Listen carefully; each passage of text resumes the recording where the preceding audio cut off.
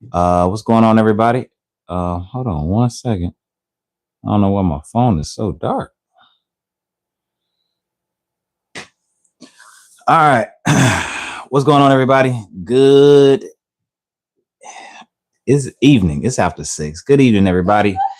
It's your boy, James. You know the formalities. Back again with another Talk to Me Tuesday. So it's week 9. And today we are going to be talking about fathers and sons, the relationship between father and sons. More specifically, you need to pick that up, baby. Yeah, I got you. This one's trash, okay? All right. More specifically, we're going to be talking about some things that I got from this book. It's this book right here. It's called Fathers and Sons. It says life stages in one of the most challenging of all family relationships. I don't know. I guess it's kind of one of those things that most fathers and most sons kind of get a sense of at a certain age about how delicate, but also how challenging the relationship dynamic between fathers and sons actually is. Nicole, appreciate you joining up. JW, appreciate you coming through. Ride the wind. Nicole, thanks for the hearts too. Thank you. So let's talk about it. Let's talk about this book, Fathers and Sons. I guess if we was to say anything, maybe today's Talk to Me Tuesday will be more so geared towards, fathers, sons in particular. If you are a father, if you are a son, or will be a father one day, maybe some of the insight from this story that I want to share from this book will benefit you. So I was reading this earlier today. I didn't know exactly how much I was going to really like or enjoy this book until I actually got to, I don't know. I don't even know if this is the end of the first chapter that I got into, but there was a point in there and it was something that really stuck out to me that I thought was kind of profound. I share with y'all and then we'll get to the story. For anybody that's coming through, Lavelle, appreciate you coming through and liking the live. Thank you for coming and hanging out with your boy today. Try to see if I can find this part that I just here it is right here. All right, cool. So I don't know, maybe this is the end of the chapter, but I'm gonna share it with y'all and see if you let me know, in the comments, let me know if this makes sense to any of those fathers and sons that's out there that might be listening to me right now. All right. So so this is kind of like from the thoughts of the author of the book. And he said this, and he identified these 4 things. So he said, knowing something about the powerful effects of a father's message, I have spent a considerable amount of time decoding his expressions to me and trying to live a life entirely different from his, meaning his father. For me, this resulted in a conscious decision early in life to not identify with my father's role in life in any way. A son's identification with his father's role and his acceptance of his father's message depends on several factors. And it was these 4 factors that kind of stood out to me as to whether a son will accept the role that the father kind of has or wants for him in life. Number 1, whether the son has a genuine affection for his father.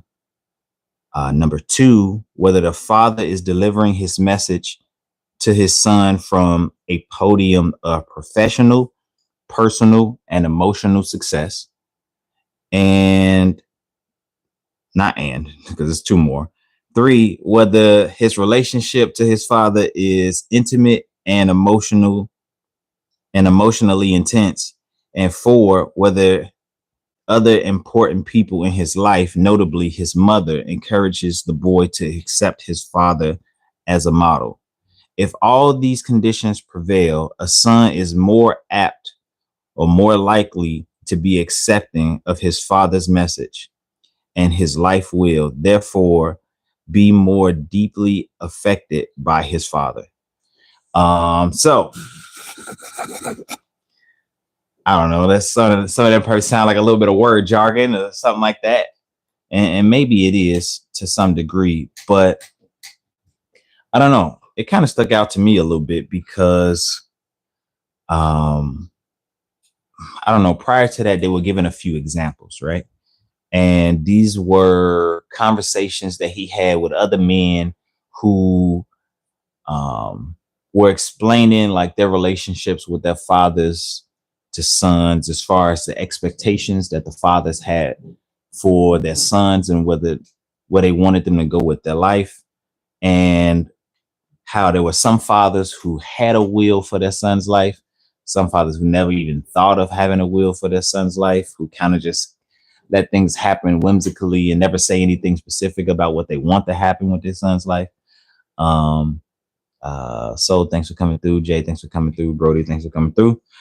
And so after, I don't know, probably about 2 or 3 examples or 2 or 3 men that he gave their relationship dynamic between the fathers and the sons, I don't know. I guess it kind of like sat with me a little bit, these things that he was saying, which would kind of determine whether a person would desire to follow their father's will or not. And I guess it just kind of sat with me more so because I don't know. I am always interested in finding out more on the in-depth psychological level, what it is that happens in the mind that makes a person do what they do. And I don't know. I guess these things kind of seem like they would be accurate when it comes to what would make a person want to live out the will that their father has for them. And so the first one there is like whether the son has a genuine affection for his father. I think every father wants their son to like genuinely have an affection towards them. Like writer, good morning. Must be morning where you are. It's evening over here on this side of town, but good morning to you. It had to be a good morning in order for us to be at a good evening, right? Kelly, thanks for coming through. Kat, thanks for coming through. M Bake, thanks for coming through. All right, so it said whether a son has a genuine affection for his father. So yeah, I don't know. I mean, my son is only 3 right now. He's over here eating apricots and playing the game. You know what I mean? And so I don't expect much as far as an affection or an affinity from him right now. Maybe a little bit, you know, but he's 3. But as he gets older, as he becomes a young man, adolescent, or what have you, I would like to be someone that's admirable for my son to be able to look up to. You know, I think every father kind of wants their son to kind of be like them to some degree, at least a little bit, right? And so that kind of checked the box saying that, yeah, you know, a son would have to have a genuine affection for his father. So when we got to number 2, which was whether the father is delivering his message to his son from a podium of professional, personal, and emotional success, I think that one kind of sat with me a little bit more, a little bit longer, because I don't know. I'm kind of, you okay, baby? You're eating too much at one time, okay? Slow down. But that one kind of sat with me a little bit more because I find myself in this point, in this position in life where I'm kind of like realizing that the time of what my perception is to my son is going to become more and more relevant as he gets older. Like, I know he's not paying attention as much right now, but like, it's like the older he's gonna get, the more he's going to see me for the man that I actually am, and not for what it is that I could portray myself to be. The people that's in your home that you live with are the ones that know you the best, that know you the closest. And so I'm trying to get to a point. I heard that comment. I see that in a second. I'm trying to get to a point as a man to be somebody that would be, I guess, respectable in the eyes of my son, in the sense that he would find my character admirable and one worth following. Let me read this comment from Dylan. So, I agree. Growing up without a father only became an issue to me when I reached adulthood. I had no idea what I missed until I realized I was directionless as a man, didn't have any guidance. Heard, man. I feel those sentiments. Let me finish reading what you said. So, the only thing I've learned is that I will do everything in my power to have a son, to make sure he has guidance and direction. Feel that one, bro. And children are like sponges. They absorb their environment. 100%.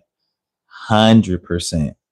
I found my son saying stuff that I say almost all the time. It's funny because every time we're about to have a meal or dinner or breakfast or whatever, I say like the same dinner or prayer or whatever, right?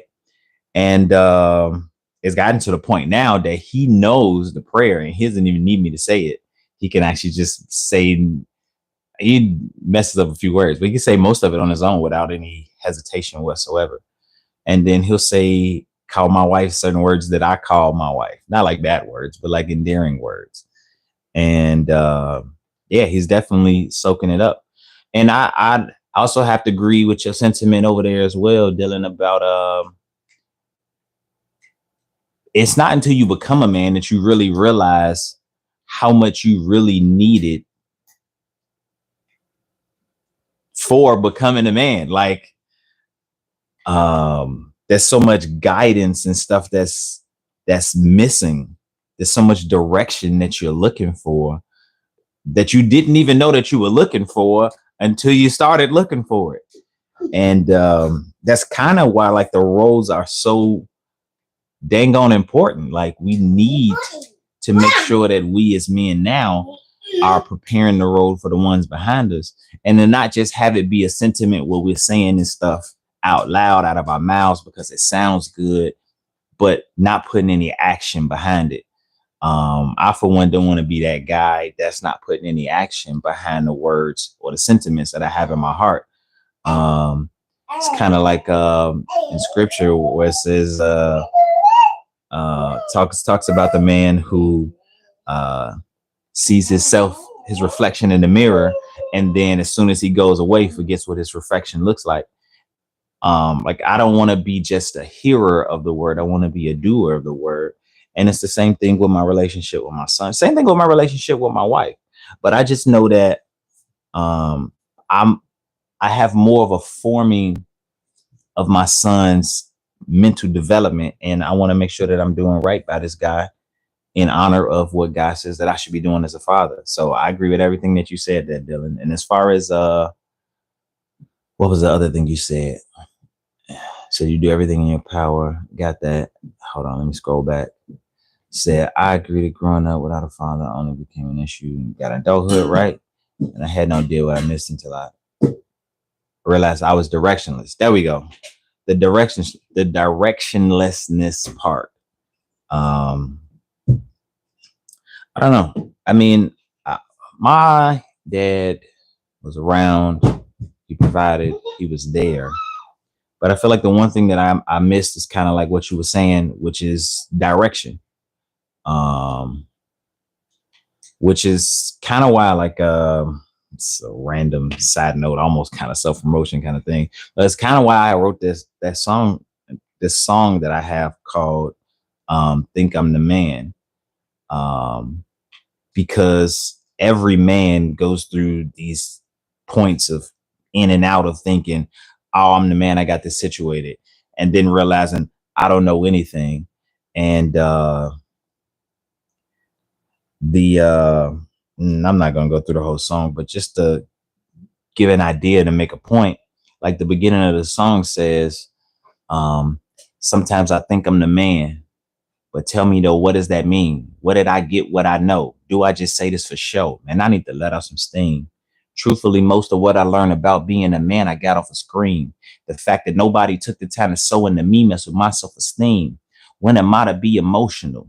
When am I to grin and bear it? I feel like so much I'm supposed to know, but who to ask and will they share it? Will they drop a little carrot? Will they stop and get embarrassed if my questions get too personal? Will they drop it like my parents? And there's more to that song, but that's the premise and the sentiments of my heart. It's like I'd like to think that I'm the man, but the more I grow, the older I get, the more I realize I don't even know everything that I'm missing. You having fun, baby? I don't know if y'all can hear the little excitement that he has over here playing this game.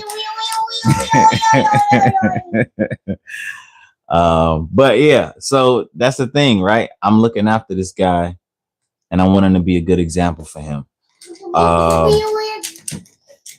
So the part that I wanted to get to, I guess let me finish this last one. Hey, Caleb, are you okay? Yeah. Okay. All right. The part I wanted to get to was it was a story, and I want to share it with you guys, and I want to find out what you think. All right. I'd like to think that the story will relate to somebody, some of y'all out there. Shout out to the people that I missed that I didn't even mention that had joined in on the live. Yolanda, Diana, Norland, Steven, thank y'all for coming through. Whatever amount of time you come through, hey, you spend a little time with me, I'll give you a shout out just for being in the place, right? So let's get to this story real quick, right? Well, you sound okay. I'm not talking to you, Caleb. All right, here it is right here. It's the next page. Check that out. All right, so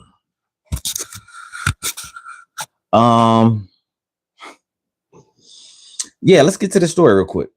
So this is a short story about a British father and son. And this is kind of one of the many examples that they have there in the book that I thought was worth sharing. There's plenty of examples, I guess, to some degree. But I wanted to share this story because I wanted to find out some thoughts. Maybe somebody out there might need this story. Maybe this might make a little bit of sense to them. And here it is. So it says, this is based on one of Somerset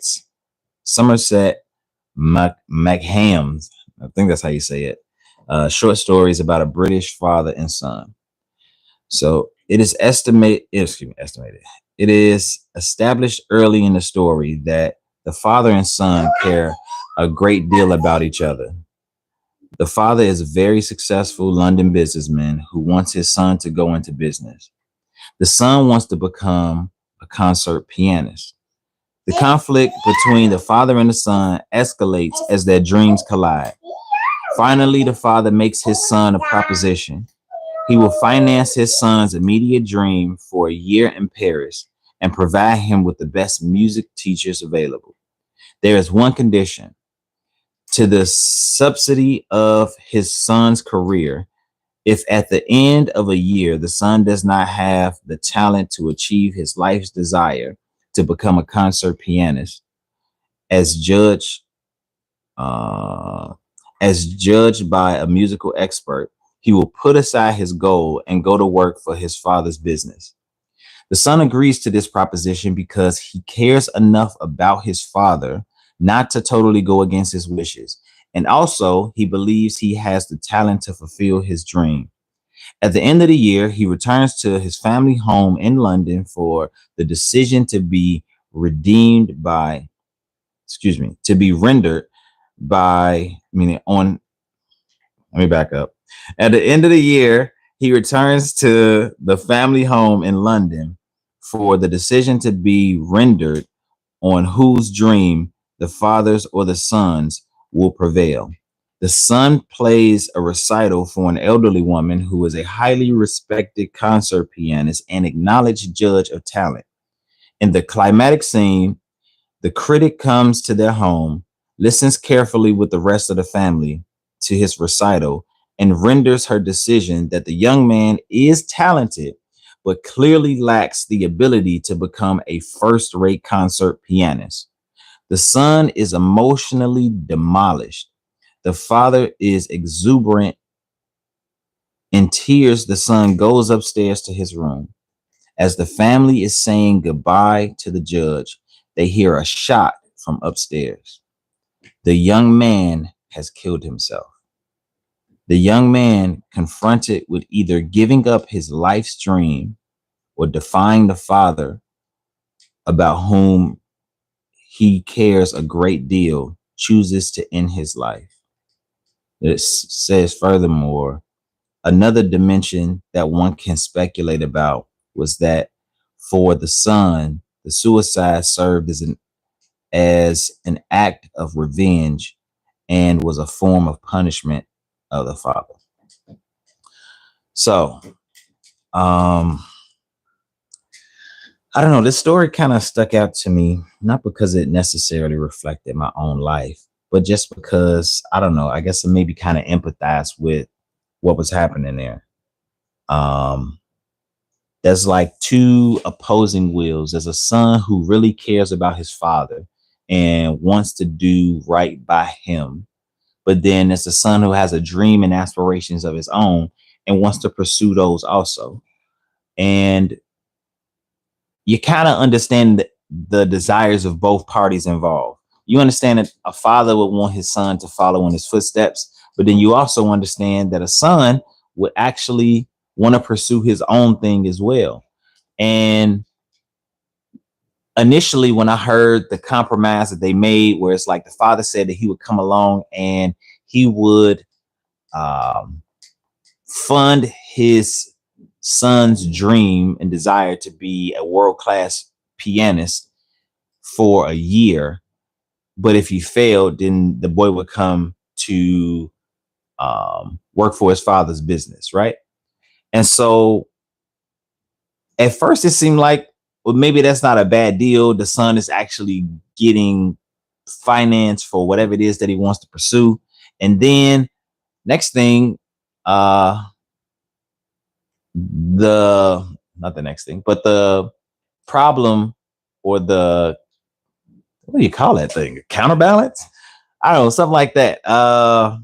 The other side of the coin to the situation is that if after a year, if the son's talents aren't proving to be that of someone that would be world class, then he would forego his dream in pursuit of what the father's dream was. And when it got to the end, when they had the evaluator or the first class pianist person that came by and assessed the son's dream and said that he was talented, but said that he didn't have what it took to be a world-class pianist. And then the son was distraught and devastated by that. There's a few things that kind of came to light once you get the full scope of the story, which is one, like, this one person, solely one person was given the authority to determine whether a person was actually going to succeed at what it is that they wanted to pursue in life. And then two, there was this part where the son got distraught, which symbolized that this son would never be able to pursue the dreams that he had and wanted to accomplish. Tamzil,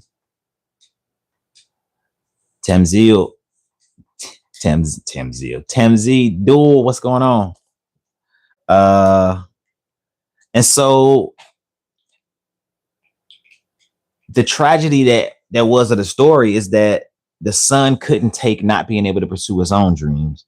And then he didn't like that his father I don't know, I guess couldn't let go of the dreams that he had for him to let his son either succeed or fail in life based off what he wanted to do.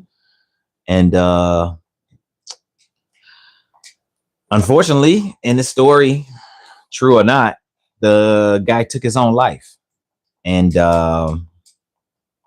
imagine being in such a dichotomy where you are so where you resent so much the will of that your father has for you, because it's kind of selfish in the sense that he wants you to pursue the path that he pursued. And then you have the son who's been told to give up on his dream, which I'm sure crushes his spirit and his soul. And because of not wanting to be disappointed and not wanting to deal with the disappointment of his father, he just ends it all. He gives up on life and he kills himself. And I don't know. I mean, I've been distraught before. I've been in despair before. Tam, I figured that'd be a lot easier to say, right? Pride. 7 shades behind you. Heard. Yeah, man, those are pictures that my wife painted when we was doing stuff for children's church together, and we had some arts and crafts. And so I just keep them up in the background because, you know, I like them and she drew them. And so bang, there they go, you know. But yeah, the story is basically one of, you know, pride. It's people not being willing to let go of themselves and what they want in order to have things happen, which also kind of relates back to submission to God and following Christ and stuff like that too, because everybody's okay. I saw what was it? Somebody posted something. I don't remember who it was. But you know, you go through people's stories, and somebody posted that people treat God like Saul treated David, where you're okay with him slaying giants and getting rid of evil spirits, but you don't want him to be king. And man, that's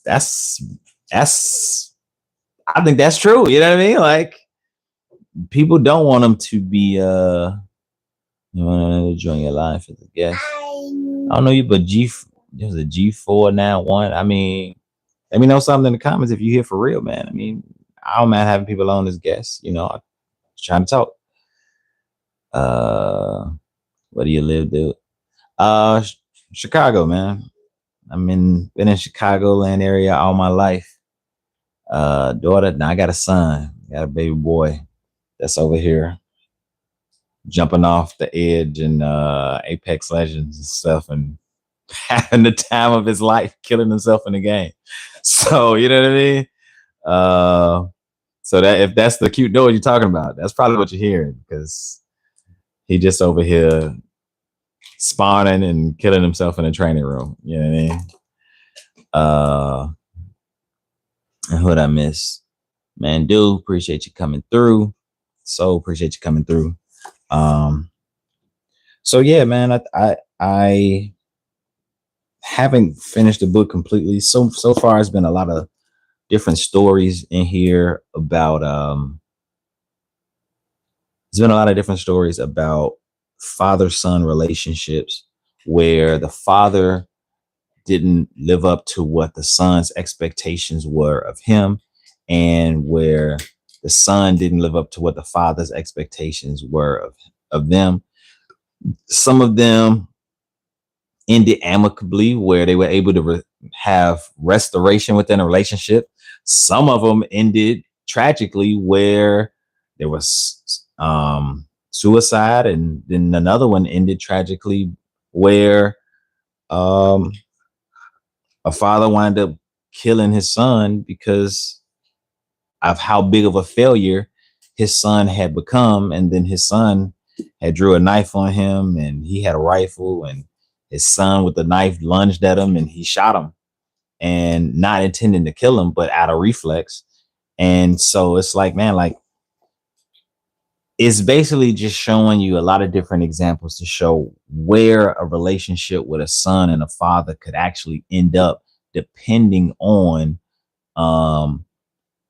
their ability to have an understanding for one another and to actually communicate, and showing how important it is to not look down on each other because of things that have happened. I mean, some stuff is damnable. Some stuff is that these stories is like, man, like, this guy had a good image of his father until he had a good image of his father until he found out his father was with like prostitutes and stuff like that. And then he kind of lost respect for his father. And so I don't know. I mean, can you be mad at a son for not liking or wanting to be around that person anymore? You know what I mean? Who's to say? But that's why having grace and understanding in your heart is so important, because it's so hard to live this life without understanding the need for grace and repentance. And which is primarily, man, I don't want to speak for God, but I think it's of good reason to say that's kind of why God left that example for us, to have grace for each other, so that we can not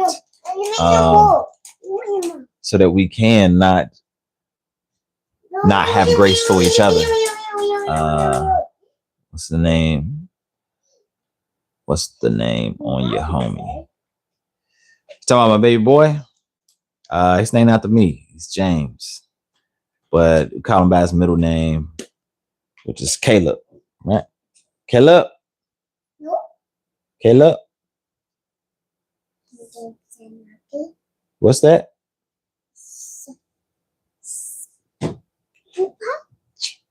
I don't know. Oh, maybe later when mommy gets home. Okay. All right. Are you still playing? Okay, you can play, my baby. Hey, hey. No. Don't misbehave. You still get in trouble. Live or no live. No. Okay. You still want to play? Okay.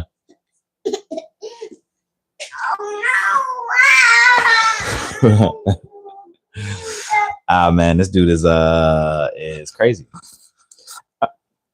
I mean, this is random talking since I'm talking. Was it maybe like the last?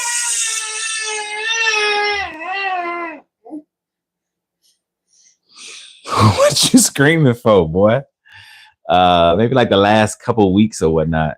He's gotten into the habit of saying no a lot. He used to say okay a lot, and he still says okay a lot, but now he says no a lot, and for no reason whatsoever. You know what I mean? Like, he say no even when he mean yes. But this my boy, and I love him, and that's why I'm kind of like on this journey of understanding manhood, masculinity, how to be a good man, a good father, and wanting to be a good husband too. You know, but I don't know. I feel like it's the slow and methodical coming to understanding that kind of just like drags the process out, but at the same time just makes life worth living, knowing that you can come to more of an understanding than you got right now. You know what I mean? So that's cool.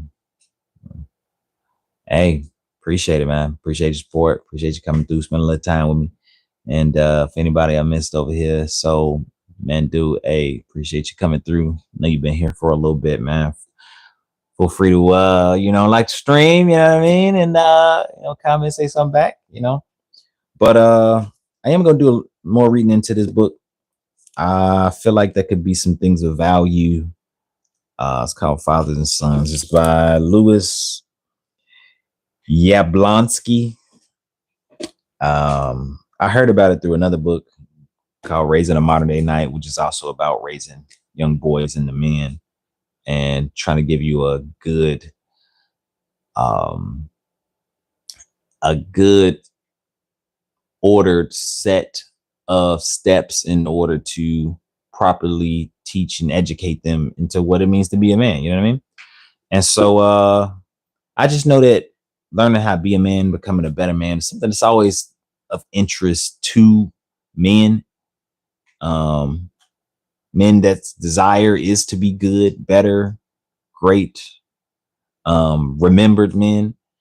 And I definitely know it's in my heart to do and be that. And so I feel like at some point that group of people, that community of people, you know what I mean? They'll stumble upon this. We'll have lots of in-depth, engaging conversations. You know what I mean? I like to invite people on, like the whoever the guy was, G491. If you know he's serious about having some conversations, I'm about that life too. It's called Talk to Me Tuesdays because it's not about me talking. It's about, you know, y'all talking to me and us having some conversations about what's good and what's real in life. What's the name for little James? Well, I mean, some family call him like Little James, but like Caleb. Caleb's what we call him by his middle name. But yeah, so it's Talk to Me Tuesdays because that's what it's about. It's about talking about life.